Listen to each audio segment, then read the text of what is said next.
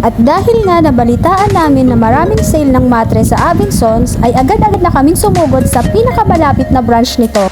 Nandito na kami at isa-isa ko nang trinay ang bawat mattress upang malaman kung gaano sila kalambot at kasarap higaan ng mga ito. Meron nga silang available na iba't ibang sizes kagaya ng single para sa mga single pa rin hanggang ngayon, double para sa mga may mga kapartner, queen size para sa may mga anak na at ang king size para sa may mga malalaking pamilya at malalaking katawan. At sobrang mura nga ng bawat item nila dito at kinuha nga namin ang bago nilang sleep foam mattress na queen size.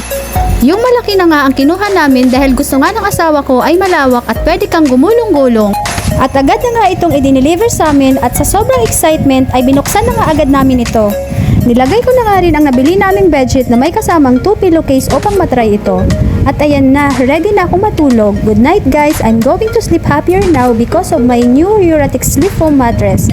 That's all for today's video guys. Please don't forget to like and subscribe and comment down below if you like this video. Bye!